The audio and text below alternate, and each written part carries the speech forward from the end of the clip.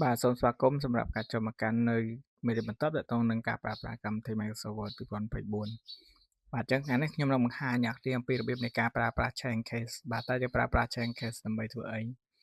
បាទអញ្ចឹង Chain Case គឺជាការផ្លាស់ប្ដូរទម្រង់អក្សរទៅតាមទម្រង់ផ្សេងៗដែលយើងចង់បានហើយតើតើទៅនឹងការ Chain Case នេះយើងមានលក្ខខណ្ឌអ្នកនេះមើលណានៅក្នុងកន្លែងនេះគឺយើងមាន Sudden Case Lower Case Upper Case capitalize each word ហើយនិង total case បាទតើ case ទាំងអស់នេះយើងប្រើមានប្រយោជន៍អ្វីខ្លះសម្រាប់ជួយទៅលើការងាររដ្ឋបាលរបស់អ្នកនរគ្នាបាទអញ្ចឹងវិធីសាស្ត្រនៃការធ្វើ sentence case ហ្នឹងគឺអ្នកនេះទៅឬក៏ chain case ហ្នឹងគឺអ្នកនេះត្រូវមានអត្ថបទជាមុនសិនបន្តមកទៀតអ្នកនេះចង់អ្នកនេះត្រូវ select កន្លែងណាដែលយើងចង់ធ្វើការបង្កើតឬក៏ចង់ chain case នៅកន្លែងហ្នឹងបាទបន្តមកទៀតអ្នកនេះចូលទៅកាន់ home tab ហើយអ្នកនេះចុចនៅលើ ribbon កន្លែងនេះអ្នកនេះណា ribbon ដែលគេដាក់ថាអក្សរ A ធំ A តូចហ្នឹងអ្នកនេះណាគេហៅថា chain case បាទចុច chain case នៅលើ font នៅលើនៅក្នុងកន្លែងគ្រប់ font មកបាទហើយ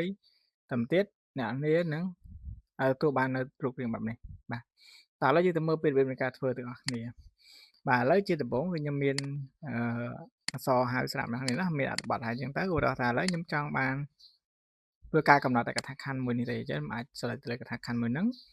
បាទខ្ញុំចូលទៅកន្លែង home បាទនៅក្នុង font group អ្នកនេះនឹងឃើញអក្សរនេះបាទអញ្ចឹងអក្សរនេះដែលវីដេអូមុនខ្ញុំបានបង្ហាញអ្នកនេះណាអញ្ចឹងខ្ញុំនឹងធ្វើវីដេអូបង្ហាញកន្លែងនេះបាទអញ្ចឹងនៅក្នុងកន្លែងនេះគឺបាទខ្ញុំចុចមកគឺយើងមាន sudden case lower case upper case capitalize word ហើយនិង total case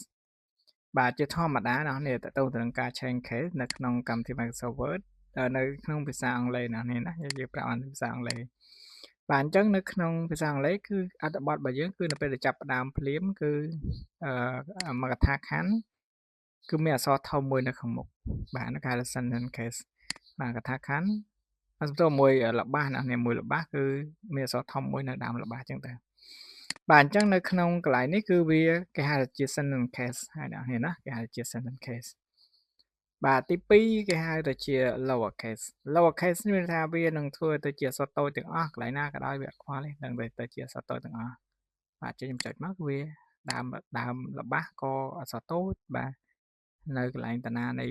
ល្បះក៏ទៅជាអក្សរតូចទាំងអស់បាទអញ្ចឹងខ្ញុំអាចធ្វើការដូរវាទៅជាទម្រង់នៃ sentence case វិញបានណាបាទខ្ញុំចុចទៅជា sentence case មកបាទអញ្ចឹងវាមកទម្រង់ដើមបាទ F ហើយ W នេះទៅជាអក្សរធំ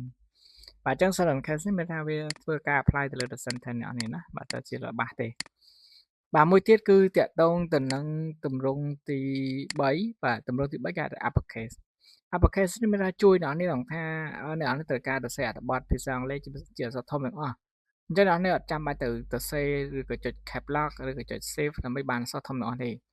ចឹងអ្នកនេះទៅសេអក្សរតូចធម្មតាសិនមកបាទអ្នកនេះសេអក្សរតូចធម្មតាសិនមកអ្នកនេះគ្រាន់តែចូលទៅក្នុងកន្លែង chain case អ្នកនេះយកកន្លែងពាក្យថា upper case ចឹងអ្នកនេះនឹងទទួលបានអក្សរធំទាំងអស់ចឹងកន្លែងនេះមានភាពងាយស្រួលលឿនជាងអ្នកនេះណាបាទចាំបាច់ចុច save បូកនឹងតួអក្សរណាមួយទៅជាអក្សរធំទេ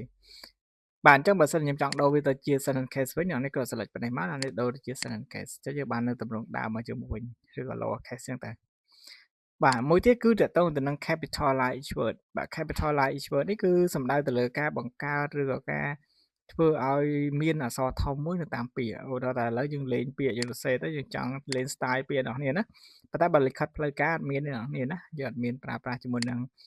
capitalize each word ទេបាទអញ្ចឹងយើងចុចមកមានថាអក្សរ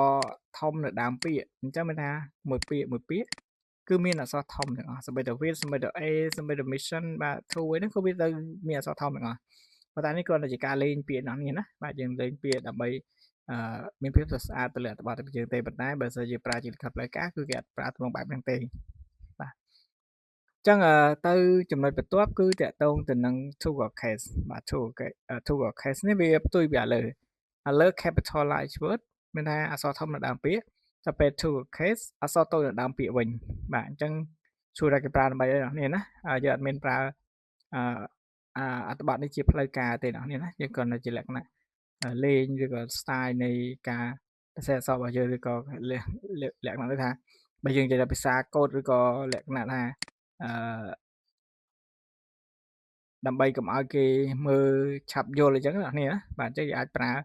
ទម្រង់បែបនេះប៉ុន្តែបើថាយើងប្រើជាលិខិតអីគឺគេអត់មានទេអ្នកនេះកន្លែងហ្នឹងណាបាទ ចឹងខ្ញុំដូរទៅជា silent case វិញទាំងអស់បានវាប្រើជាផ្លូវការទាំងអស់បាទចឹងវីដេអូតាក់ទងទៅនឹងការប្រើប្រាស់នៃ